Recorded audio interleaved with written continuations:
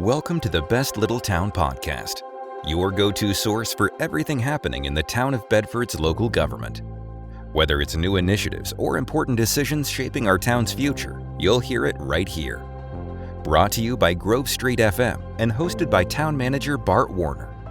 This podcast is dedicated to keeping our residents informed and engaged. Good Wednesday morning, everyone. It is June 12th. It is currently 11 o'clock a.m. as I'm recording this podcast. My name is Bart Warner. I'm the town manager of Bedford, which is billed as the world's best little town, and this is the Best Little Town Podcast.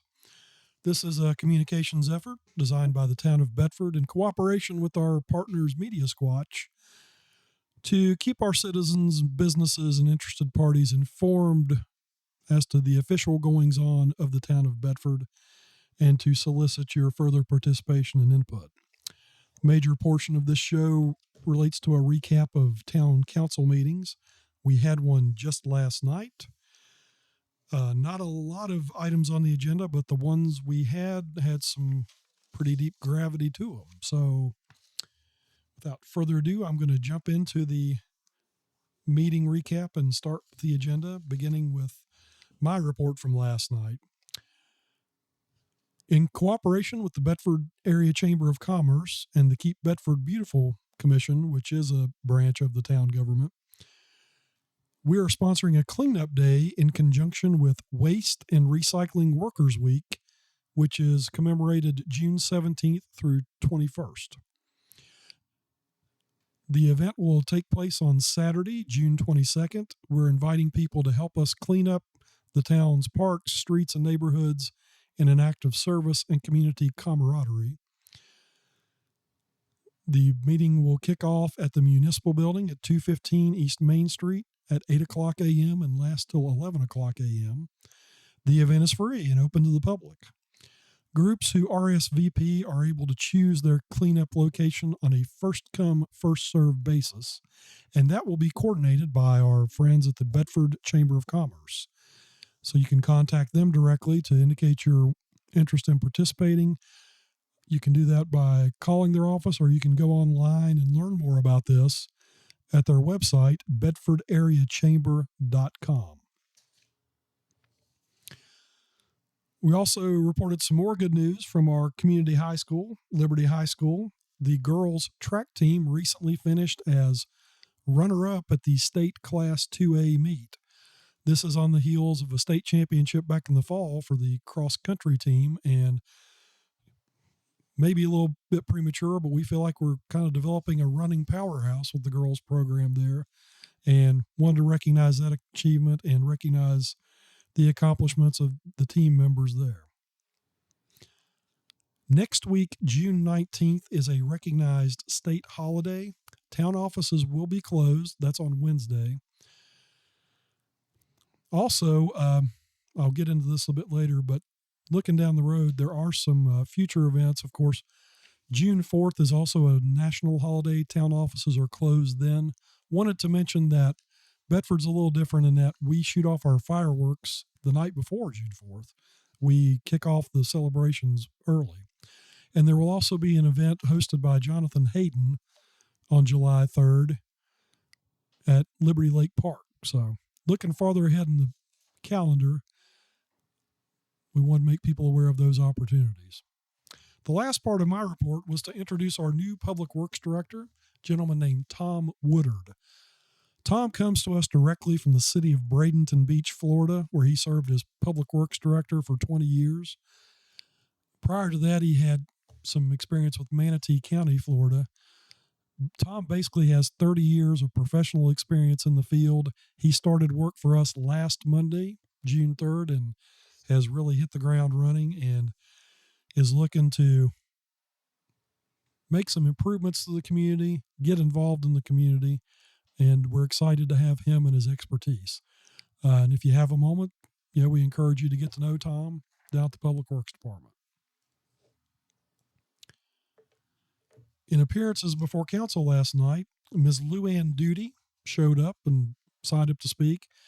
And her contribution was to offer a prayer on behalf of town council in its deliberations for the evening and for the community in general, which was greatly appreciated. In council comments, Councilman Darrell Updike commented on the June 6th commemoration at the D-Day Memorial, and he volunteered on the transport services there related to parking. Parking was in remote areas and shuttles were provided to get people up to the actual memorial site. Darrell was assisting with that, and he noted that several citizens on those transport had commented on the professionalism of Bedford's police department, and he passed that compliment along and added his personal comments to that. Councilman Bob Carson offered compliments related to the commemoration of the 80th anniversary of D-Day at the D-Day Memorial. The D-Day Memorial held events on June 6th, and then also subsequently on Friday and Saturday evenings, culminating with one on Sunday morning. Bob also offered congratulations to the LHS girls track team. Councilman Stacey Haley offered thanks to Chief Ronnie Lewis and the police department for their role in managing our guests and crowds with all these various events that took place the week prior. He also offered compliments to Ken and Linda Parker, who operate the Bedford Boys Tribute Center. They had a very special commemoration on June 6th that featured ringing of the bells at 6:44 p.m. in a very symbolic observance of the sacrifices made by the Bedford Boys. Mr. Haley also noted that at our next meeting in July, which will take place July 9th, he would like to talk about a tax exemption for Bedford Elks Lodge number 2844. Councilman C.G. Stanley noted that he had attended an event sponsored by the Chamber of Commerce earlier on Tuesday morning, known as a Line at 9, and was complimenting both the Chamber and their role in bringing people together and providing these great kind of community events, as well as the businesses that were present, and he noted his enjoyment in interacting with them. Councilman Bruce Johansson also spoke to the high quality of the events related to the D-Day Memorial observations. He said that he noted several comments that he received from out-of-town visitors who were complimentary of our community in general, the appearance, and just the social quality of our community as well. Bruce noted that the Bedford Get-Together group is still working on a mural downtown that is intended to be a representation of all who have served our country over the years. Councilman Todd Foreman kind of echoed some of the other comments, but noted that he particularly appreciates this community's recognition of veterans. And I know that's a meaningful comment because Todd is a veteran of the U.S. Army himself. Mayor Black wrapped up the council comments with several observations. He noted that he attended a video presentation at D-Day on Saturday evening and commented on the very high quality and meaningful nature of that. He also stated that it is our commitment as a community to continue to tell the story of D-Day and our community's specific role in world history, which is unique and valuable. Mayor Black also noted the Bedford Boys Tribute Center, operated by Mr. and Mrs. Parker, is now in its 5th year of operation and recently observed their 5th anniversary. And again, that is an attraction on North Bridge Street, near the corner of Main Street. If you haven't visited there, we would certainly encourage you to do so. Ken and Linda do a masterful job of telling the stories of the young men who gave their lives from our community, as well as their families, in great depth and with great affection and attention to detail. Mayor Black also noted that he hosted the second downtown stakeholders meeting regarding parking issues and requested that we schedule a joint meeting of the Public Safety and Streets Committees of Council to review ideas and recommendations that have come out of that process.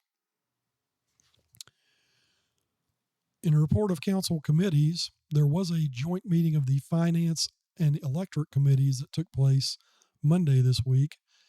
C.G. Stanley, who is the chair of the Finance Committee, gave credit to John Wagner, our electric director, for providing a very in-depth utility update. We talked about several upcoming operational and capital plans and challenges associated with the electric operation in particular, and noted the challenges that we will face related to budget and supply chain, as well as market issues. Stacy Haley reported on behalf of the Electric Committee and noted that it was a worthwhile event and that it helped foster future planning for both the budget and for the electric utility operation. Moving forward into the agenda, we did have one public hearing on a proposed increase to the electric rate tariff. That proposed increase would be a $5 charge that would be added to all electric customer bills each month. A public hearing was held for that last night. We did have one citizen, Miss Nancy Layton, who spoke in opposition to adoption of the tariff.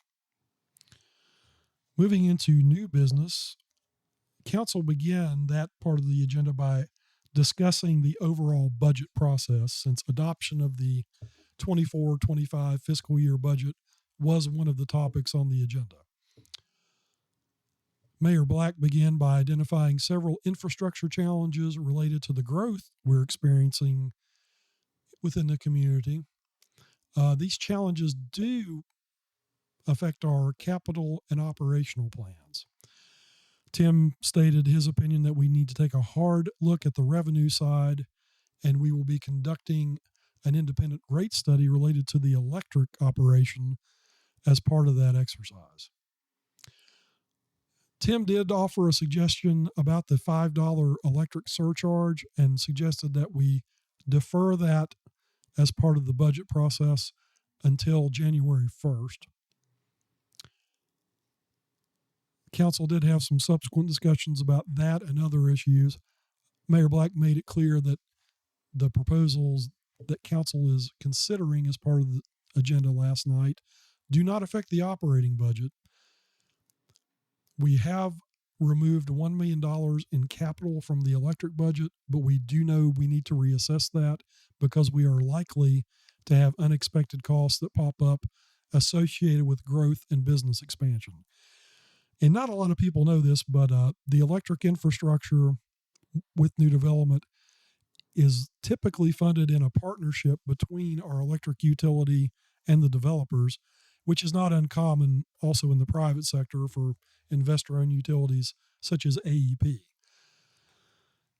In addition to installing things like transformers and power lines, the town electric department then has the responsibility for maintaining those in perpetuity afterwards, in much the same way as streets and sidewalks, and also any water and sewer infrastructure that is maintained by our partners with the Bedford Regional Water Authority. Those costs do reflect in our budget, and we do front those costs with development. Of course, the idea is once we have customers who are using our services, we recoup those over time through the rates and fees that we charge related to the service. The discussion in broad terms about the budget, and particularly with the electric operation, was to recognize the potential decrease in revenue from deferring the $5 surcharge by using fund balance from prior years in the short term. And the consensus reached in that discussion was to adopt the tariff rates with the exception of the $5 increase, which would be deferred until January 1st. The next order of business was the ordinance dealing with the electric rate tariff. The current electric rate tariff, which was adopted in 2016, was reviewed during the budget process. There are a few terms and conditions and service fees that have been amended under the proposed budget. The public hearing was appropriately advertised and held, and ultimately council voted to approve the updated electric rate tariff ordinance with the amendment that the $5 surcharge would take effect January 1st, 2025. And also as part of that discussion, council committed to conducting an independent study of our current rates and fees. The request for proposals for that study should go before council next month, and we expect that to take approximately 3 to 6 months, which dovetails with that January 1st effective date. The next item of business was adoption of the budget for fiscal year 2024-2025. Again, just as a reminder, the town operates on a financial calendar that is not necessarily directly related to the calendar year. The fiscal year for us begins July 1st of each year and runs through June 30th. And each council each year has to undertake and adopt a budget for that time period that effectively defines the work plan for the town over that time, but also binds us to those parameters established within. Council spent a lot of time this year, as they do each year, reviewing the proposed work plan for the town. Ultimately, that was adopted last night by a unanimous vote of 7 members for, no members against. That budget will be published certainly in time by July 1st. We invite you to look at our website at www.bedfordva.gov and click on the Finance Department section for both the current year and the proposed budget that was adopted last night. The final act of public business was adopting an amendment to the current year budget that expires June 30th, and that effectively involves the practical nature of what I just described.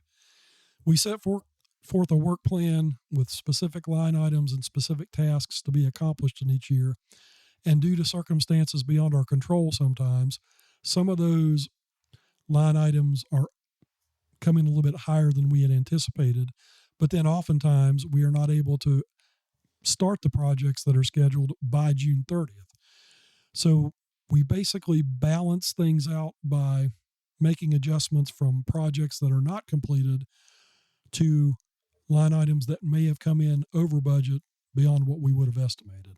And council unanimously approved that amendment to the current year budget, basically to make sure that our end of the year audit comes out clean and we provide a very clear representation of what we have done in the fiscal year that is reported. The last item of public business last night was an action by council to cancel the scheduled council meeting on June 25th. There are a couple of council members who indicated that they will be out of town that particular night. Also, council has been spending a great deal of time after their regular hours and outside of their meeting times working on the budget and other things, and they felt it was appropriate, also given the relatively light projected agenda, to go ahead and cancel that meeting. So for those of you who do follow our meetings online and those of you who join us personally, we will not be meeting on June 25th. The next regular meeting of council will be on Tuesday, July 9th at 7 o'clock p.m. And we certainly invite you to participate then. Council did go into closed session to talk to legal counsel about an assessment of the reversion agreement. As many people are aware, for many years, Bedford was an independent city from 1968 to 2013. But under the Virginia constitutional arrangement, we reverted back to town status, and that was accomplished through a very lengthy document and agreement with Bedford County.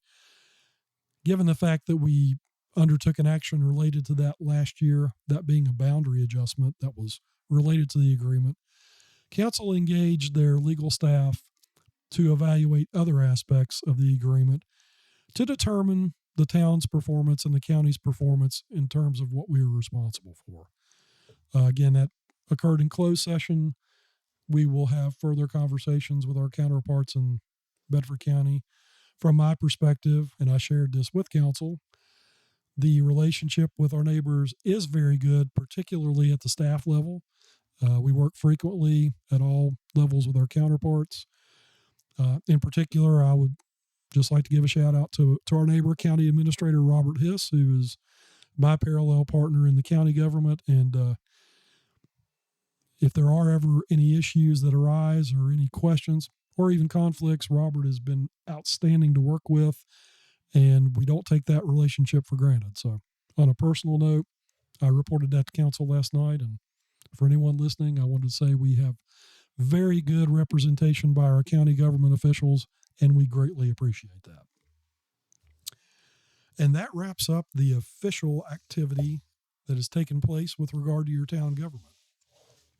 There are a lot of exciting things coming along. There are several new developments that will be coming out of the ground in the next year for certain. Just to mention a couple of those, Hampton Inn has been approved to construct a business class hotel up on Burks Hill Road. They're scheduled to break ground for that sometime in the fall months. Work continues on the Bedford Middle School rehabilitation project. And just so you know, we continue to hear from developers on a regular, and by regular, I mean almost daily basis, who want to construct new homes for new residents and neighbors here in town. That's both on a subdivision basis. We have another development off Independence Boulevard that'll be coming out of the ground in the next year or two that will bring about 125 new homes to the community.